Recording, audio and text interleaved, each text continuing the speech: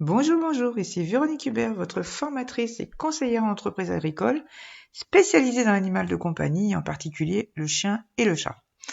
Alors, dans le cadre de notre guide gratuit qui sera diffusé auprès des éleveurs débutants et des futurs éleveurs de chiens et de chats, nous allons parler aujourd'hui du fait que vous pouvez proposer votre mâle en saillie extérieure, c'est-à-dire qu'il puisse saillir des femelles en dehors de votre élevage et donc appartenant à d'autres éleveurs. Alors, pour que votre mâle puisse saillir tranquillement et pendant quelques années, il faut penser à préserver sa santé. Et la première des choses à faire est de ne pas le faire trop saillir. Alors, messieurs, par exemple, je vais peut-être vous faire sourire, mais un mâle pour qu'il saillisse, que ce soit un chat ou un chien, ça lui demande beaucoup d'énergie. J'aime pas faire d'anthropomorphisme, mais si certains d'entre vous ont quelques souvenirs, eh bien, ils savent que après le coït, ils sont légèrement fatigués. Voilà. Eh bien, un chat ou un chien, c'est pareil. La durée n'est peut-être pas la même, mais à la limite, peu importe. Ce que l'on doit garder à l'esprit, c'est surtout que le sperme ne se renouvelle pas toutes les 5 minutes, et donc le chien ou le chat a besoin de se reposer pendant quelques heures minimum pour lui déjà, et puis surtout pour renouveler son stock de spermatozoïdes, tant qu'à faire, et se remettre à la charge. Bon.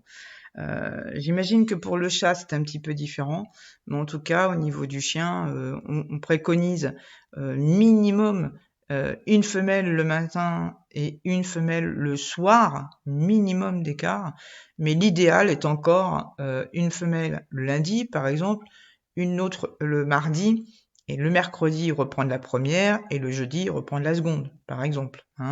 Ça peut être des femelles que vous avez chez vous en visite, que vous avez eu l'occasion d'accueillir et que vous avez accepté d'accueillir pendant quelques jours, ce qui vous permet d'alterner éventuellement. N'oubliez pas les vôtres de femelles, puisque quand même votre élevage est prioritaire. Donc si vous avez vos femelles qui doivent être assaillies à ce moment-là, soit vous en refusez quelques-unes, soit vous faites saillir vous et vous refusez toutes les autres. Mais encore une fois, comme je l'ai dit dans un chapitre précédent, vous êtes prioritaire. C'est votre élevage d'abord et celui des autres après.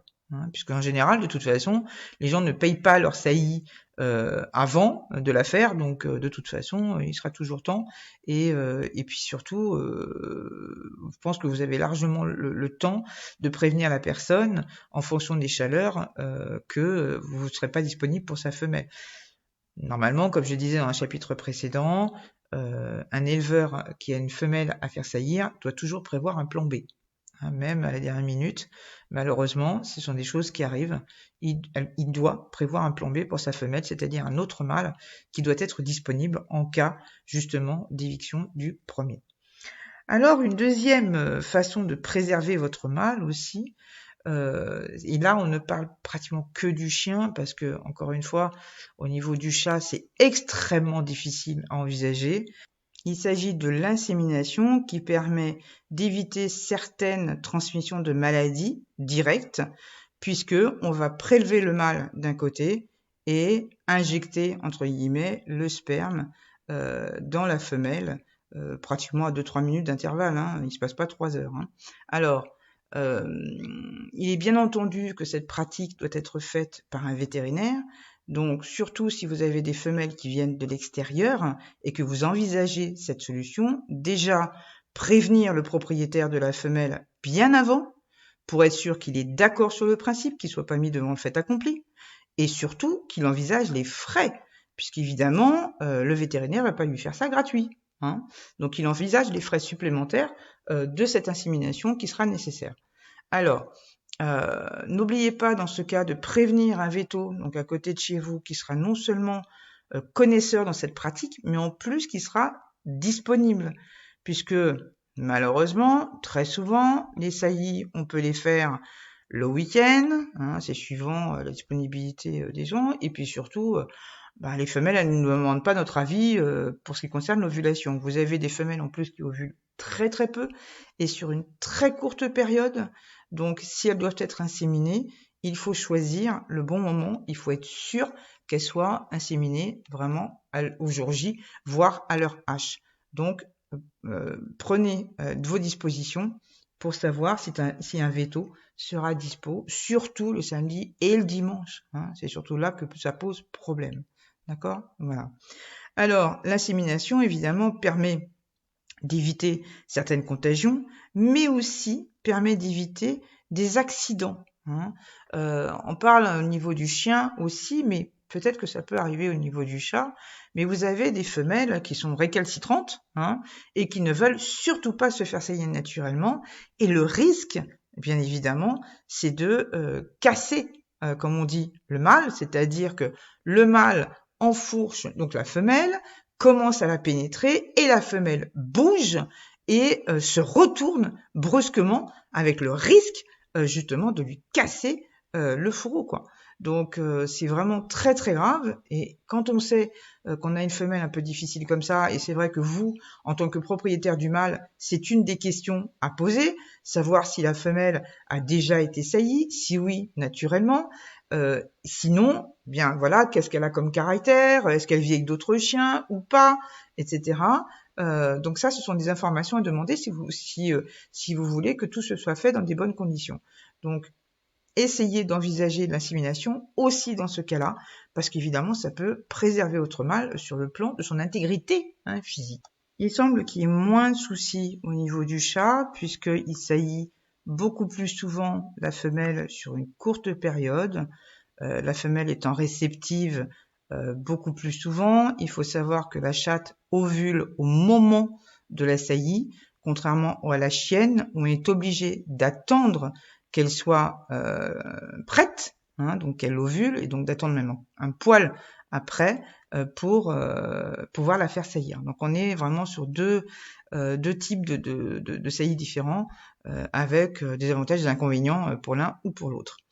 Je pensais à une chose aussi au niveau de la saillie naturelle, et toujours afin de préserver la santé de votre mâle, et ça se pratique beaucoup plus souvent en chien, mais je pense que ça doit être tout à fait possible en chat, c'est de demander donc au propriétaire de la femelle d'effectuer un écouvillon, c'est-à-dire d'aller chez le vétérinaire pour passer un écouvillon donc à la vulve de la chienne ou de la chatte, hein, éventuellement, pour faire un examen bactériologique, soit directement sous microscope chez le véto, soit éventuellement dans un laboratoire s'il faut faire des examens un petit peu plus approfondis, et justement détecter s'il peut y avoir des choses, des germes qui peuvent être spermicides, donc pour le mâle, mais aussi qui pourraient contaminer le mâle lors d'une saillie naturelle.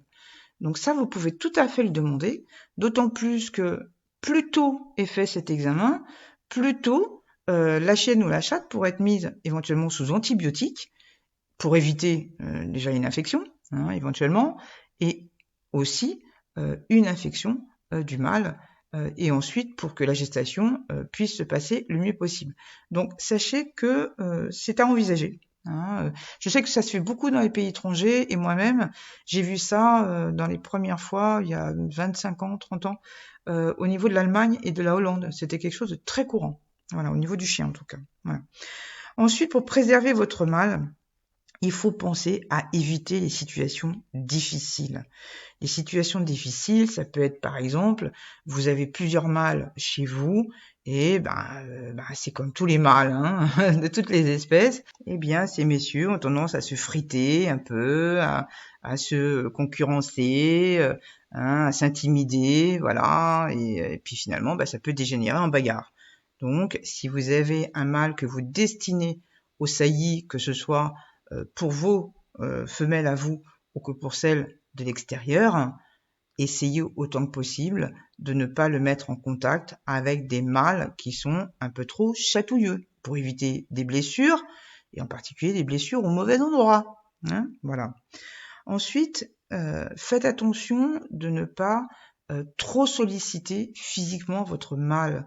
Alors je pense en particulier aux chiens qui sont surtout dans un milieu de travail.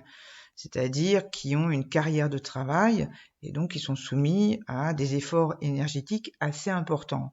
N'oubliez pas que s'il saillit, il faut qu'il soit suffisamment reposé, mais aussi motivé pour le faire. Donc s'il est crevé, il n'aura pas vraiment envie de faire son job. Si intéressante soit-elle, la jeune fille, d'accord ? Bon, donc évitez les concours intenses au moment où votre mâle doit saillir. Ou alors, si vous savez que votre mâle il doit faire des concours sur une période de quelques semaines, parce que vous l'avez inscrit à plusieurs, et bien dans ce cas, refusez les saillies à cette période-là, quoi. D'accord ? Voilà. N'oubliez pas aussi que des fortes chaleurs, d'ailleurs j'en avais parlé dans un chapitre précédent, quand il fait très chaud, c'est comme nous, le mâle il n'est pas super bien, donc si vous savez par exemple que vous avez une femelle qui arrive de l'extérieur et en plus elle vient de loin, je vous engage bien sûr à le préserver de la chaleur en le mettant à l'ombre ou en le rentrant chez vous si vous avez la climatisation par exemple juste avant la saillie, ne serait-ce qu'une heure ou deux avant la saillie, histoire qu'il soit bien frais, qu'il soit pas complètement liquide, voilà. Et évidemment, on va dire que si vous voulez pouvoir utiliser votre mâle, que ce soit d'ailleurs pour vos femelles à vous ou des femelles extérieures, faites en sorte qu'il soit à l'abri, c'est-à-dire qu'il ne puisse pas s'échapper de chez vous, qu'il n'ait pas tendance à se promener, avec le risque non seulement qu'il se fasse percuter, que ce soit par une voiture, que ce soit par un gros gibier, que ce soit par n'importe quoi d'autre, mais surtout qu'il provoque lui-même un accident, quoi. Voilà. Donc, il faut faire attention à ces animaux, et en particulier quand on a des reproducteurs. Alors, pour, on va dire, préserver cette santé de façon régulière, eh bien, un check-up chez le véto tous les ans, ne serait-ce que, par exemple, bien faire un spermogramme tous les ans, par exemple, en plus des radios, en plus d'examens cardiaques, de choses comme ça. Vous pouvez faire un spermogramme à votre chien tous les ans.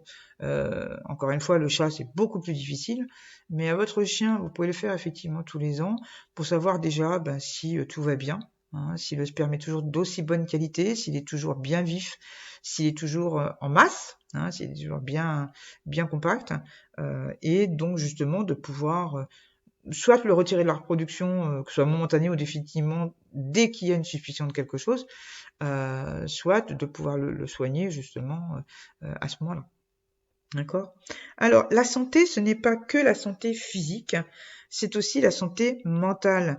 N'oubliez pas, et surtout, encore une fois, on parle de chien, d'entretenir sa forme mentale par des sorties régulières avec des contacts et humains et animaux. N'oubliez pas que le chien a besoin de contacts, d'interactivité avec des êtres humains, avec d'autres animaux pour se sentir bien, pour être équilibré. Donc, ne l'enfermez pas chez vous ou dans des box ou dans des chenils, aussi grand soit-il, aussi propre soit-il, etc. Faites-lui voir du monde, faites-lui voir de l'extérieur aussi régulièrement que possible. D'accord ? Bon. Et enfin, on va parler de quelque chose qui est quand même assez essentiel pour maintenir la bonne santé de votre mâle, c'est avoir une nourriture correcte et équilibrée. Alors, je ne vais pas rentrer dans le débat croquettes, nourriture maison, etc. On s'en fout un peu. L'important, c'est que cette nourriture elle soit équilibrée, c'est-à-dire ni trop grasse qui amènerait un chien ou un chat lourd, ni trop légère qui pourrait amener un manque d'énergie pour les saillies ou pour le travail en ce qui concerne les chiens. Sans oublier qu'en hiver, n'oubliez pas que les animaux comme nous dépensent plus d'énergie, plus de calories qu'en été, au printemps ou à l'automne. Donc, n'hésitez pas à lui donner une nourriture un peu plus riche, entre, on va dire, novembre, suivant la région, novembre et mars, parce que même s'il ne fait pas plus d'efforts que pendant le reste de l'année, eh bien, on sait que l'hiver, et surtout s'il a tendance à vivre dehors, il va dépenser plus de calories qu'en temps normal. Donc, n'oubliez pas d'adapter sa nourriture en fonction de ça. Voilà, j'espère que toutes ces petites informations vous ont été utiles. Je vous donne rendez-vous dans le prochain épisode et je vous dis à très bientôt.